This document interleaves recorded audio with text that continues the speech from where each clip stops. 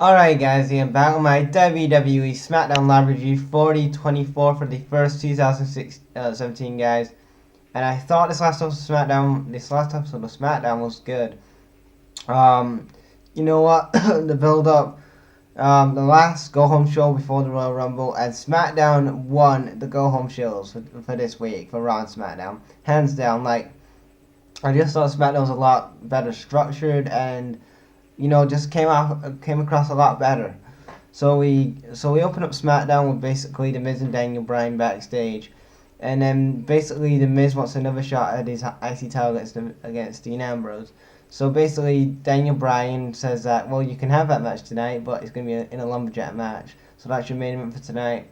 Then we get Mickie James getting interviewed by Renee Young, and then she explains why she basically attacked Becky Lynch last week and aligned herself with Alexa Bliss.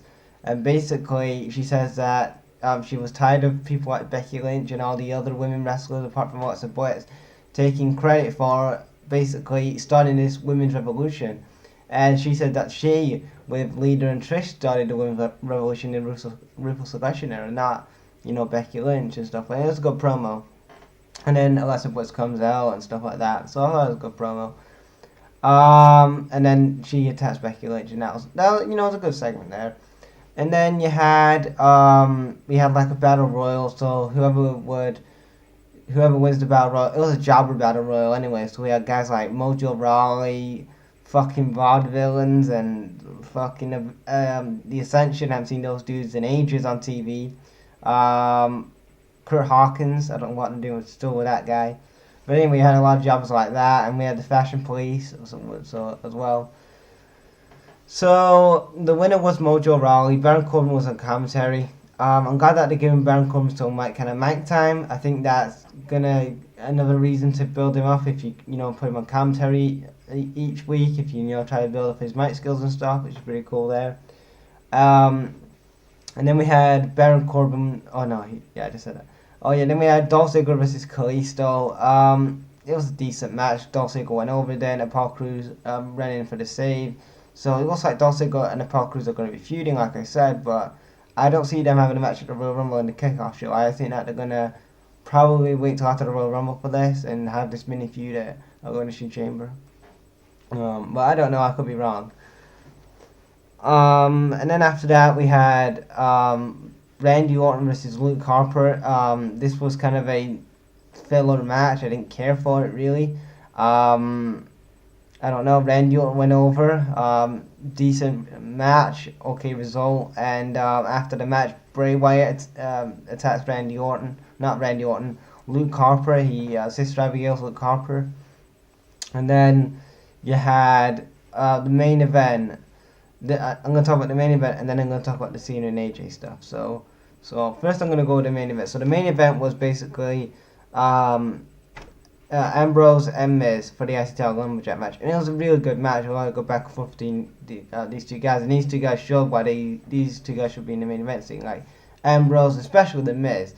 The Miz every single week is showing why he should be back in that main event spot. Now I've said for a couple of years on this channel, I used to be a Miz fan. And I've said that, a couple of times on this channel, but over the last couple of years, I could never get really behind the Miz again like I did back in 2011, 2010. So these last couple of months, I've gone back to becoming a Misfit. Yes, that is right. I'm back as being a Misfit now. Not because his work, just because of his work with Dolph Ziggler, and just these awesome segments with fucking guys like Daniel Bryan and whoever he interacts with on SmackDown. He's fucking awesome. Even on Talking Smack, I think it was that Talking Smack episode that really turned me back into a Misfit. So I've got to say, credit to the Miz. I just think like the breakout star for 2017 is gonna be the Miz. I just see that because that guy, hopefully, if he's booked properly this time in the main event scene, has a very, very good 2017 and going into WrestleMania. I see him near to the upper card at WrestleMania. Or just like I don't know. I see the Miz in a big match. If he's not gonna be in the World Title match, but I know he isn't right now. But I see him at SummerSlam possibly, or maybe at Money in the Bank. I see the Miz definitely being in a main event world title match. He's got to be, because he's way overdue. And somebody like and same with Dolph Ziggler.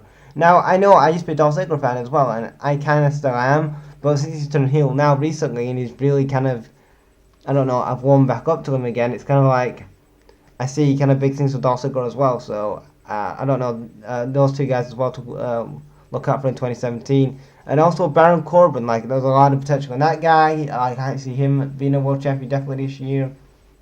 They need to push the book with Bray Wyatt.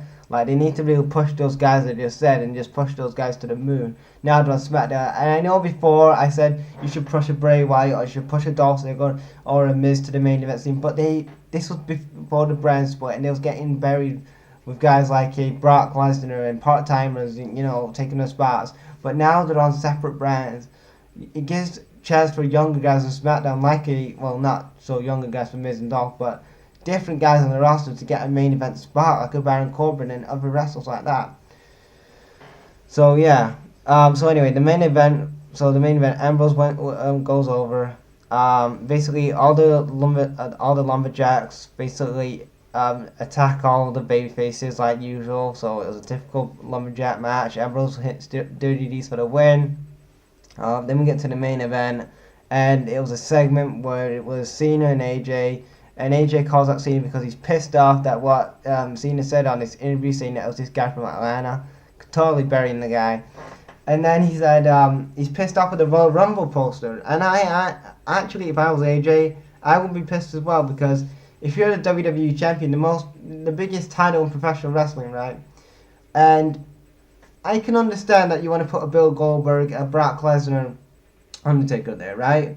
But when you're behind people like Dean Ambrose, Sasha Banks, Xavier the New Day, and you're the WWE champion, maybe not good. Now I know you're trying to sell tickets, but shouldn't the WWE champion, the guy that was the Wrestler of the Year in 2016, be kind of at the front of the poster?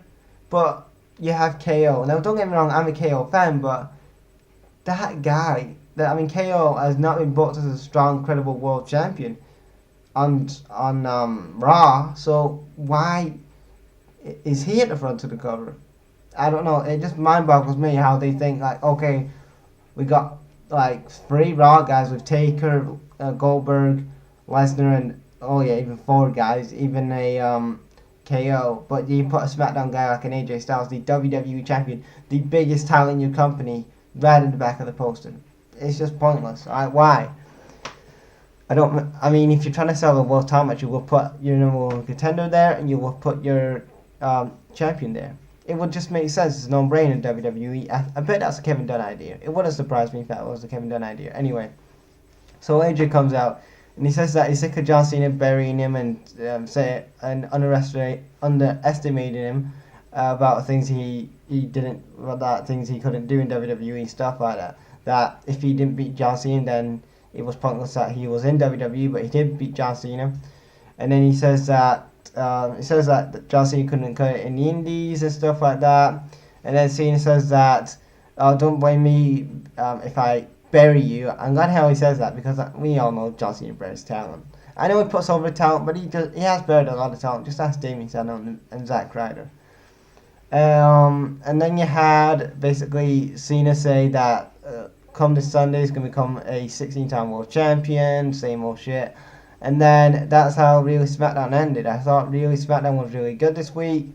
It really drove home a lot of good storylines, and I just think it was a lot easier to sit through. I know I say this every week, SmackDown's a lot easier than Raw, but I am right, guys. Like, if you guys don't watch SmackDown, that you should check it out. It's way better than Raw. The storylines are so simple and easy to just, focus on. And I actually concentrate on the storylines. I do on Raw, but there's so much shit on Raw that I just don't care about. But anyway, that's my WWE SmackDown Live review for the 23rd of the 24th of the 1st 2017, guys. Leave your thoughts on this last episode of SmackDown in the comments, and I'll check you later.